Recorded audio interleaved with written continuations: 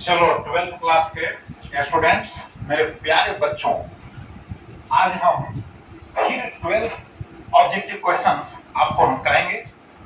अरे तुम कहाँ खोए हुए हो यार? बोर्ड पर ध्यान दो, बोर्ड पर। तुम्हारा फ्यूचर यहाँ है, तुम कहाँ है गायब यार? देखो आज का first question, the dielectric constant of water, यानी पानी का, जल का प्राविद्युत नियतांक या प्राविद्युतांक हिंदी में कहते हैं, उसका वैल्यू कितना होता है? 80। ठीक। नेक्स्ट क्वेश्चन है, देखो which is not possible for n. देखो Q is equal to n, ऐसा होता है प्लस माइनस एन। हम प्लस माइनस को यहां से हटा दिए, Q is equal to n. अब यहाँ आपसे क्वेश्चन पूछेगा कि एन का वैल्यू कौन सा नहीं होगा? Which is not possible, n का वैल्यू कौन सा नहीं होगा? तो डेसिमल फ्रैक्शन के रूप में एन जो होगा, नंबर ऑफ इलेक्ट्रॉन्स नहीं होगा। तो हम ऐसे एग्जांपल के तौर पर दे दिए 3.5, 2.6, 5.3, 8.2। ऐसा अगर जो रहेगा उसमें डेसिमल फ्रैक्शन के रूप में ऑप्शन, वो नहीं होगा, पॉसिबल ही नहीं है। समझ गए? होल नंबर के रूप में होगा 1 2 3 4 5 6 इस तरह से। देखो next question, electric flux is equal to विद्युत फ्लक्स का मान क्या होता है? उसका फॉर्मूला हम लिखें, d phi is equal to EDS cos theta. इसको याद रखना है, d phi is equal to EDS cos theta. E का है इलेक्ट्रिक फील्ड, विद्युत क्षेत्र है, ds का है एरिया वेक्टर है, और cos थीटा में थीटा क्या है? Vector E and vector ds, यानी field vector and area vector के बीच का एंगल है।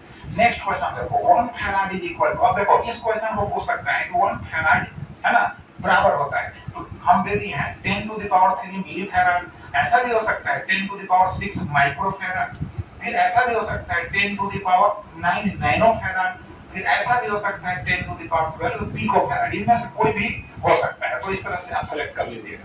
नेक्स्ट क्वेश्चन देखो, 1 static coulomb ESU electrostatic unit है। ये जो यूनिट है इलेक्ट्रोस्टैटिक यूनिट है, मात्रक है, तो कितना के बराबर होगा? 1/3 into 10 to the power -9 coulomb के बराबर होगा। Next question, the specific charge of an electron, यानी इलेक्ट्रॉन का विशिष्ट जो घनत्व होता है, विशिष्ट जो आवेश होता है, सॉरी विशिष्ट जो आवेश होता है, वह कितना के बराबर होता है? 1.76 into 10 to the power 11 coulomb पर केजी होता है विशिष्ट आवेश। नेक्स्ट क्वेश्चन देखो, when a body is charge then it's mass increases और डिक्रीजेस। अगर किसी बॉडी को हम आवेशित करते हैं तो उसका द्रव्यमान जो होगा बढ़ भी सकता है, घट भी सकता है। बात समझ गए? नेक्स्ट क्वेश्चन यहाँ देखो, एक क्लोज्ड सरफेस है, ये जो है क्लोज्ड सरफेस है, बंद सतह है, इसके अंदर माइनस क्यू चार्ज एक जगह, दूसरी जगह प्लस क्यू चार्ज कहता है टोटल इलेक्ट्रिक फ्लक्स इस क्लोज्ड सरफेस से कितना टोटल इलेक्ट्रिक फ्लक्स पास करेगा? तो होगा 0, क्योंकि दोनों चार्ज को हम ऐड करेंगे तो 0, गॉस थ्योरम अप्लाई करेंगे तो टोटल चार्ज इनक्लोज्ड अब बाय एप्सिलॉन नॉट, तो इसका वैल्यू हो जाएगा 0। नेक्स्ट क्वेश्चन देखो, the electric field is along z axis, the equipotential surface will be in xy plane। अगर विद्युत क्षेत्र z अक्ष में हो, ठीक, तो जो समविभवी तल होगा xy प्लेन में होगा। ठीक। नेक्स्ट देखो, n आइडेंटिकल ड्रॉप्स, अगर n आइडेंटिकल ड्रॉप्स, एक ही तरह के ड्रॉप्स मिलकर और एक बड़े ड्रॉप का निर्माण करते हैं, बात समझ गए? तो उस केस में जो बड़ा ड्रॉप होगा उसका जो कैपेसिटी होगा, उसकी जो धारिता होगी C dash is equal to n to the power 1/3 into होगा C।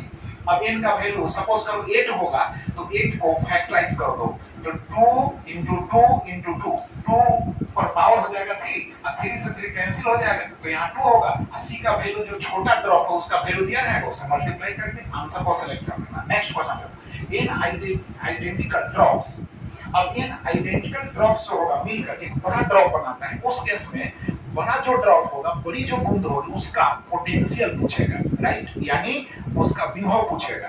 तो V dash is equal to n to the power 2/3 into V। V का मान क्वेश्चन में देगा छोटी बूंद का, यानी स्मॉल ड्रॉप का, और यहाँ 8 मान लो तो फैक्टराइज करो तो 2 पर पावर हो जाएगा 3, 3 से 3 कैंसिल हो जाएगा, तो यहाँ 2 का स्क्वायर हो जाएगा, 2 का स्क्वायर हो जाएगा 4, और V का वैल्यू दिया जाएगा, उससे मल्टीप्लाई करके ऑप्शन जो है चूज करो। Capacity of A spherical conductor, जो गोलीय चालक है, उसकी धारिता होती है 4πε0 into r। अब यार जहां पर r जो है उसकी त्रिज्या है, इनको याद करना है। Thank you very much.